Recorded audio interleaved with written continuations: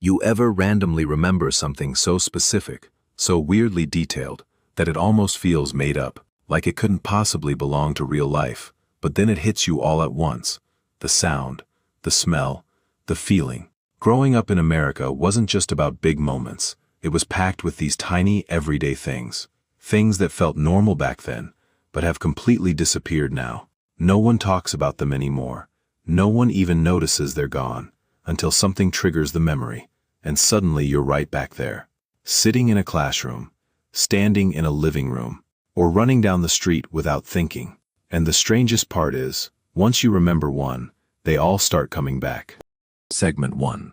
It always started the same way. A thin stack of colorful paper landing softly on your desk. You didn't think much of it at first, but the second you opened it, everything changed. Pages filled with bright book covers, weird little gadgets, posters you didn't need, but suddenly wanted. You'd grab a pen and start circling things instantly, acting like you already had the money, planning what you'd buy, even though deep down you knew you probably wouldn't get most of it. Then came the real moment, taking it home, placing it in front of your parents, trying to act casual, but secretly hoping they'd say yes. Sometimes they did, most times they didn't, and that quiet disappointment stuck longer than you expected. But somehow, that flyer was never really about books. It was about wanting something just out of reach, and that feeling never really went away. Segment 2. You grab the VHS case, flip it over, check the sticker like it actually mattered, and right there on the label, those words everyone knew: "Be kind, rewind." It sounded polite, almost optional, but you knew it wasn't. Because if you forgot, there was always that awkward moment at the counter, the employee sighing, the machine whirring loudly behind you, chewing through tape like it was fixing your mistake. Sometimes you'd sit at home rewinding it yourself, watching that blue screen flicker, hearing the fast spinning sound, waiting longer than the movie itself felt, just so you wouldn't get charged. And somehow, that tiny responsibility felt huge back then, like you were part of some unspoken rule. But now, movies don't rewind, nothing waits, and that strange little ritual quietly disappeared, along with the feeling that you had to finish something before giving it back. Segment 3. You didn't just watch cartoons whenever you wanted. You had to earn them. Waking up early without anyone telling you. Turning on the TV while the house was still quiet. Flipping through channels trying not to miss the exact time. Because if you were late, even by a few minutes, it was gone. No rewind, no restart, just the feeling that you missed something important. You'd sit there in pajamas, cereal in hand, eyes locked on the screen, memorizing the order of shows without realizing it. And when your favorite finally came on, it felt like a reward, something you waited for all week. But here's the strange part. It made those moments feel bigger, more special, because you couldn't control them. And once they were over, they were just gone, like they never happened. Segment 4. It was small enough to fit in your pocket, but somehow it felt like a real responsibility. You'd hear that tiny beep in the middle of class, heart dropping instantly, because you knew exactly what it meant.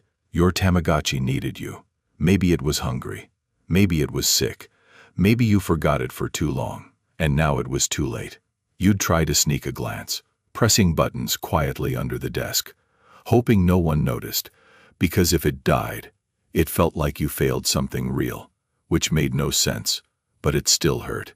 And the worst part was, life didn't pause for it. School didn't care. Teachers didn't care. You had to choose, pay attention, or keep it alive. And somehow, that tiny pixel creature made responsibility feel heavier than it should have. Segment 5. You'd sit down at the computer, ready to go online, but nothing happened instantly. Instead, you clicked connect, and then it began. That strange robotic screech, beeps and static colliding together, like the internet was fighting to exist. You couldn't talk while it was happening, because it took over the phone line. And if someone picked up, everything crashed.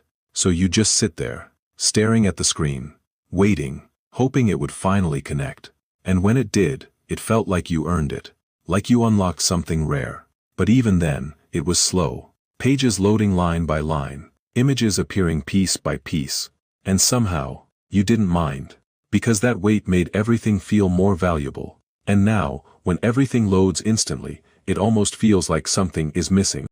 Segment 6. The lights would dim just a little, the teacher would roll over that bulky cart, and suddenly you knew something different was about to happen. The overhead projector humming softly, warm air rising from it, as a clear sheet slid into place, you'd watch the marker touch the plastic, that squeaky drag sound filling the room, every word appearing in real time, sometimes messy, sometimes smudged. The teacher's hand casting a shadow over everything, and for a moment, it felt almost hypnotic, like watching thoughts form right in front of you. You'd copy it down carefully, knowing once it was erased, it was gone, no save button, no backup, just memory, and somehow, that made you pay more attention, because if you missed it, you really missed it.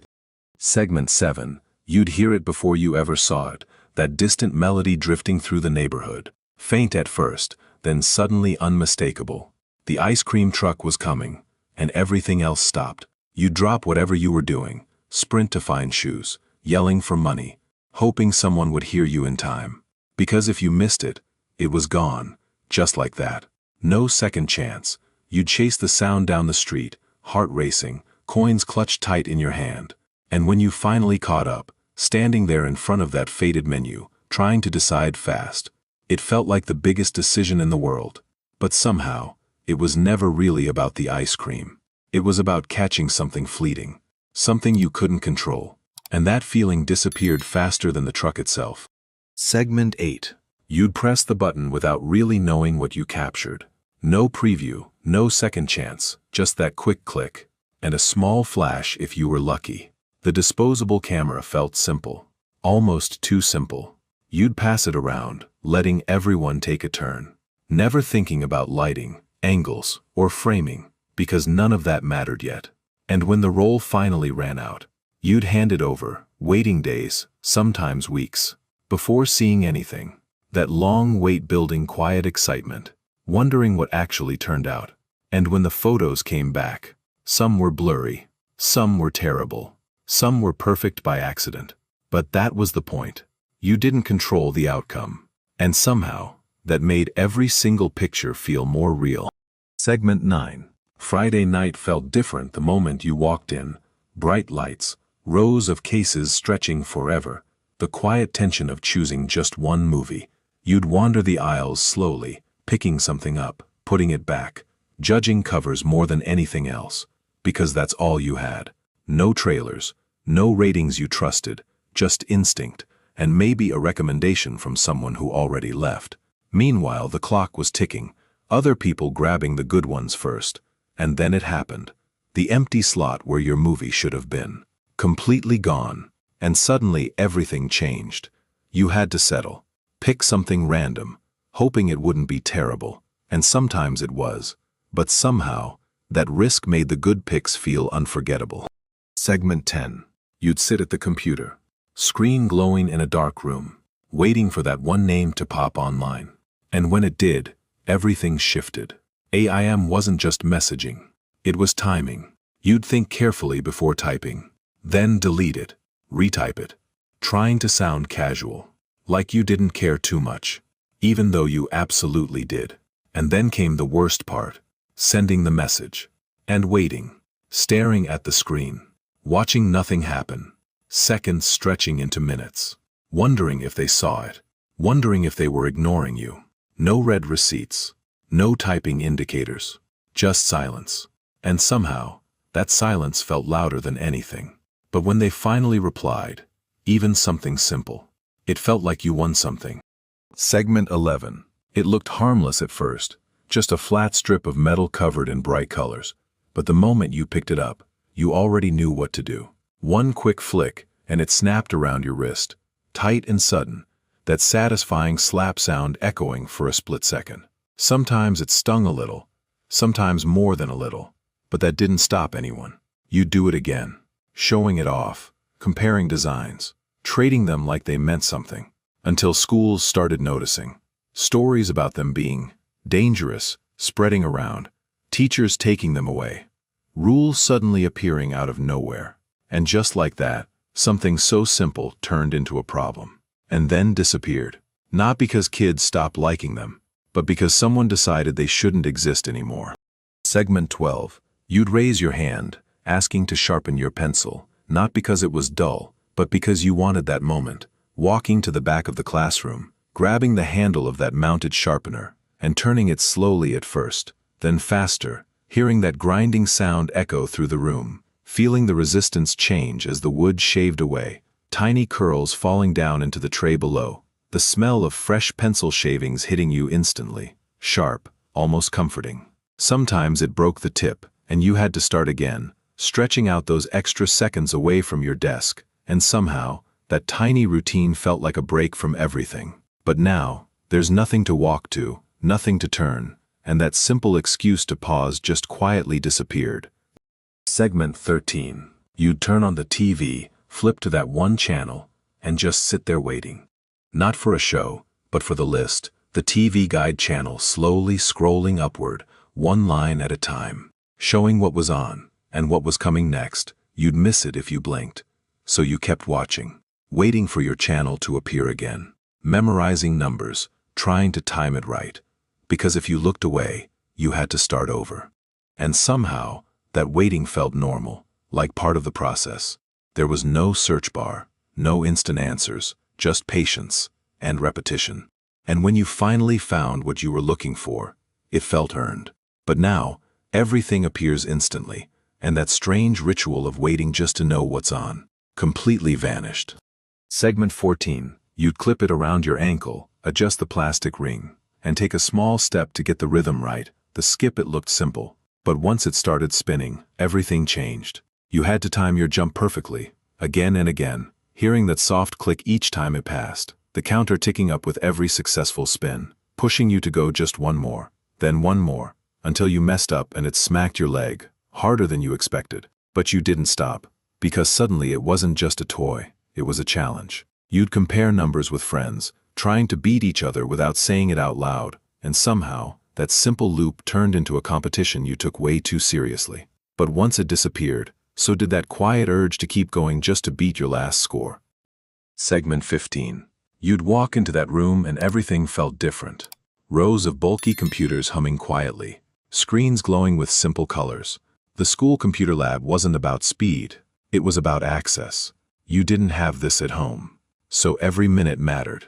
You'd sit down, log in slowly, sometimes waiting your turn, opening programs that felt like games but were somehow educational, typing carefully, afraid to mess something up you didn't understand. The keyboards loud, every click echoing, and when something froze, you just stared at it, unsure what to do next, hoping it would fix itself, because there was no quick solution, no reset you trusted, and somehow, that uncertainty made every small success feel bigger, like you figured something out on your own. Segment 16. You'd bring home that little reading log, nothing special at first, just another school assignment. But then you saw the reward, a free personal pan pizza. Suddenly everything changed. You started counting pages, picking shorter books, reading faster than you ever had before, not because you loved it, but because you wanted that prize. The thought of walking into Pizza Hut, handing over that slip, and getting something real in return, it felt like you cracked the system. Like reading finally meant something tangible, and when you got it, that small pizza tasted better than it should have, not because of the food, but because you earned it, and somehow, that simple program made effort feel rewarding in a way that's hard to explain now. Segment 17. You'd sit in front of the computer, a blank CD in the drive, watching the progress bar like it actually mattered, picking songs carefully, not just for yourself, but for someone else, arranging them in a certain order, thinking about how it would feel to listen from start to finish. This wasn't just music, it was a message, something you couldn't say out loud, each track saying a little more than the last. And once you hit burn, there was no going back. One mistake, one bad choice, and it was permanent. You'd write on the disc with a marker, maybe decorate it, trying to make it feel personal.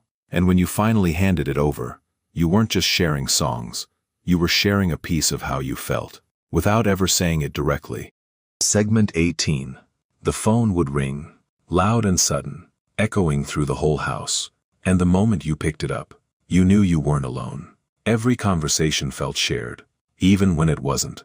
You'd stretch that curly cord as far as it could go, trying to find some privacy, lowering your voice instinctively, Because someone could pick up another line at any moment. And sometimes they did. That faint click giving everything away.